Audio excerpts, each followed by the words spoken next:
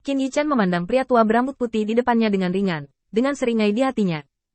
Saya sudah menjawab pertanyaan Anda. Lain kali saya datang, saya harap Anda bisa menyiapkan apa yang saya inginkan. Setelah itu, Qin Yichan hendak pergi. Pria tua berambut putih itu dengan cepat mengikuti. Jika Anda dapat mengungkapkan sedikit lebih banyak berita, saya pasti akan berterima kasih ketika saatnya tiba. Sungguh, percayalah padaku sekali, masalah ini sangat penting bagi kami. Qin Yichan hanya menggelengkan kepalanya. Berapa harga yang Anda dapatkan? Imbalan seperti apa yang Anda dapatkan?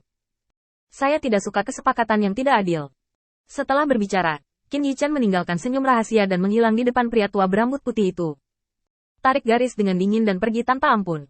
Semua ini membuat lelaki tua berambut putih itu merasakan tekanan yang tidak bisa dijelaskan.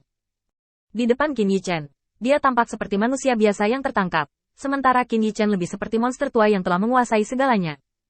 Ketika lelaki tua berambut putih itu benar-benar memahami perasaan ini, dia tiba-tiba merasa sedikit pengecut di hatinya. Dengan gemetar, dia bergidik, dan kemudian dia melihat kembali ke alam rahasia. Tiba-tiba, dia melihat sesuatu yang aneh. Bahan obat ini diatur di sini olehnya untuk memenangkan Qin Yichan dan menunjukkan niat baiknya. Dia juga ingat bahwa masing-masing dipilih dengan cermat, dan kualitas serta presentasinya luar biasa. Tapi sekarang, sejauh yang dia lihat, sudah banyak tanaman obat yang menunjukkan tanda-tanda layu. Dan itu bukan hanya satu atau dua herbal, tetapi layu dari ladang obat yang luas. Hati lelaki tua berambut putih itu tenggelam. Dia bergegas maju, datang ke tepi ladang obat, dan dengan hati-hati melihat ramuan yang layu. Di dekat mereka, tumbuhan lain masih utuh. Menghadapi situasi seperti itu, pria tua berambut putih itu sedikit mengernyit. Tepat ketika dia bingung, dia melihat jejak kaki di tanah. Disinilah Qin Yichan tinggal, dan dia melirik beberapa kali lagi di sini. Tiba-tiba, lelaki tua berambut putih itu berkeringat dingin. Mungkinkah dia akrab dengan bahan obat dan bahan obat? Ketika kesimpulan ini dibuat, semua tindakan Qin Yichan menjadi masuk akal. Apakah itu untuk melihat sekilas bahwa usia bahan obat tidak cukup, atau untuk tetap berada di dekat bidang obat ini? Itu menjadi masuk akal. Seolah semua kekuatannya habis, pria tua berambut putih itu memancarkan frustrasi yang tak terhitung jumlahnya di matanya. Dia tahu semuanya. Pada premis bahwa Anda telah melihat semuanya, itu masih sangat tersembunyi, atau terus menegosiasikan transaksi dengan diri Anda sendiri. Pada saat itu, sebuah aura melintas di hati lelaki tua berambut putih itu, tetapi dia tidak dapat menangkapnya lagi.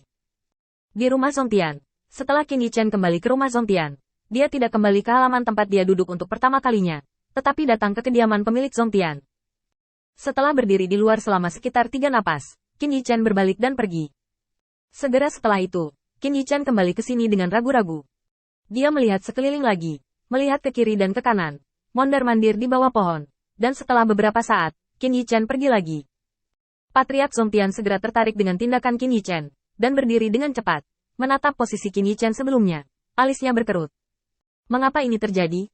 Dia tidak memiliki sikap ini di sore hari. Mungkinkah ada beberapa informasi penting? Memikirkan hal ini, Patriark Zongtian tidak bisa lagi duduk diam.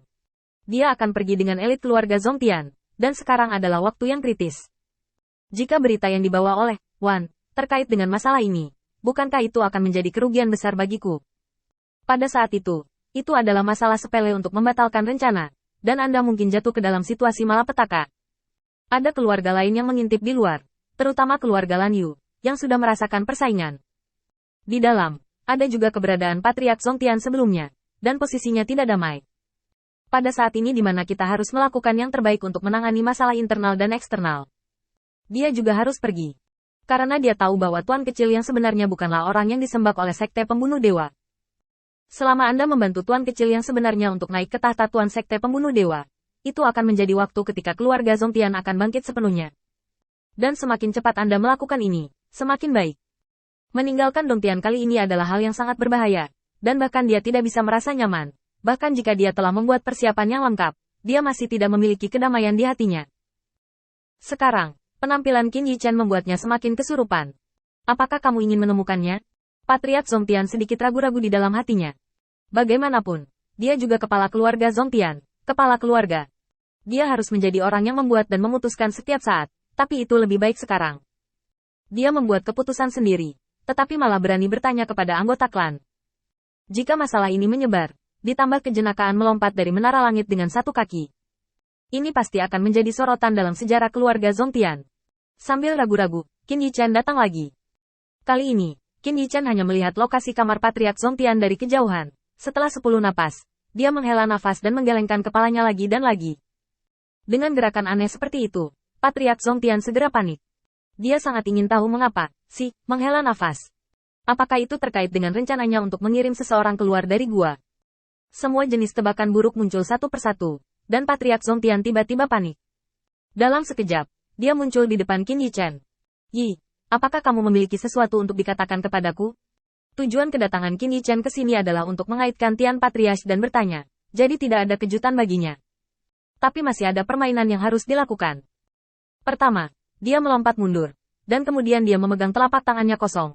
Kabut hitam telah mengembun, dan dia siap untuk mengambil tindakan kapan saja. Tetapi tepat setelah dia melihat Patriark Zongtian, gerakan mundurnya membeku sesaat, sampai jari-jari kakinya menyentuh tanah. Lalu dia bangun seperti terkejut, dan dengan cepat menstabilkan tubuhnya. Tidak apa-apa. Aku hanya menganggur dan bosan. Setelah berbicara, Qin Yichen tidak ingin mengatakan apa-apa lagi kepada Patriark Zongtian. Jadi dia menoleh dan pergi. Patriark Zongtian mendengus dingin. Mungkinkah dia belum tahu? Aku sudah mengamatinya sejak lama. Melihat reaksinya tidak terlihat seperti palsu. Saya bola-balik 3 kali. Pasti ada motif tersembunyi. Dan saya harus tetap memikirkan tindakan saya hari ini. Patriark Zongtian yakin bahwa Qin Yichen memiliki informasi penting untuk diceritakan. Hanya saja karena penampilannya, dia tidak tenang. Tepat ketika Qin Yichen hendak pergi, dia dengan cepat menghentikan Qin Yichen. Senyum tiba-tiba muncul di wajah Agung.